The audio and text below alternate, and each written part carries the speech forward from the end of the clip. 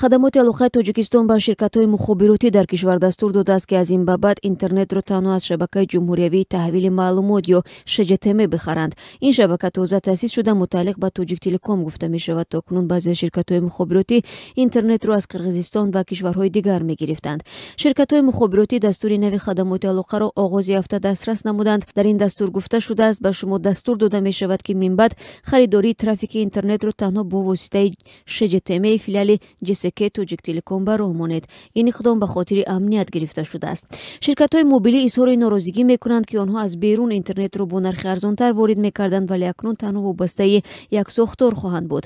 Як сармутахассиси хадамоти алоқаи Тоҷикистон, ки бо хабарнигори радиои Озодӣ рӯзи 12 январ бо шарти ифшо нашудани номаш ҳузурӣ суҳбат мекард, гуфт ин иқдом ба хотири амният гирифта шудааст ва ШЖТМ аллакай 4 хати интернетиро аз хориҷ ворид кардааст. Ба гуфтаи ин корманди хадамоти алоқа, чанд ширкати мобилӣ ҳам аз ҳамин шабака интернет мегиранд. Ба гуфтаи мусоҳиби мо, Тоҷик Телеком, провайдери миллии Тоҷнет ва бархи ширкатҳои дигар аллакай ба ин шабака шомил шуданд, вале аз бурдани номи ширкатҳои дигар худдорӣ кард. Ин корманди масъули хадамоти алоқа гуфт, барои он ки ҳарчи зудтар ҳамаи ширкатҳои мобилӣ шомили ин шабака шаванд, хадамоти алоқа дар аввоили ҳамин ҳафта бо ирсоли як нома ба ҳамаи раҳбарони ширкатҳои мухобиротӣ дар бораи дастури худ хабар додааст. Мақомот аз дер боз мегӯянд, ки ба хотири ҷилавгирӣ аз ифротишавии ҷомеа, назорат ва таъмини субот бояд фаъолиятҳои мухобиротии мардум, аз ҷумла фаъолияти шаҳрвандон дар интернет, мазмуни мукотиба ву суҳбатҳои телефонии онҳо назорат шавад.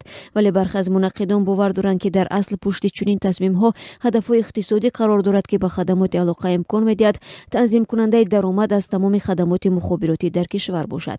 Тасмими нави хадамоти алоқа ширкатҳои фароҳамкунандаи интернетро нигарон кард. Вобастагӣ аз як манбаи дастраскунандаи интернет пеш аз ҳама ба озодии кору интихоби онҳо зарба мезанад. Дар натиҷа эҳтимол дорад оянда нархи ин хидматрасонӣ гарон шавад ва ҳам дар сурати садама ё хароб гардидани хати ин марказ аҳолӣ бе интернет монад. Коршиносони соҳа ин ҳолатро монополияи интернет меноманд, ки тамоми тасмими марбут ба тарзи ихтисоси он, нархгузорӣ ва суръати кору дигар ҷузъиёти муҳими марбут ба фаъолияти он аз як ниҳоди давлатӣ вобаста мешавад. Ғафур Иркаев, раиси анҷумани ширкатҳои мобилии Тоҷикистон, аз иқдоми ахири хадамоти алоқа изҳори норозигӣ намуд. Ӯ гуфт, ин тасмим хилофи қонунҳои Тоҷикистон ва қонунҳои байналмилалист. Вай афзуд, ин масъаларо дар шӯрои ширкатҳои мобилӣ дар миён хоҳад гузошт. Мақомот дар Тоҷикистон соли 2016 дар назди Тоҷик Телеком маркази ягонаи коммуникатсиониро ҳам ба роҳ монданд. Ин марказ бо арзиши $50 миллион бунёд шуд ва он замон ҳам мақомот гуфтанд ҳадаф кӯмак дар таъмини амнияти миллӣ дар амри мубориза бо терроризму экстремизм аст.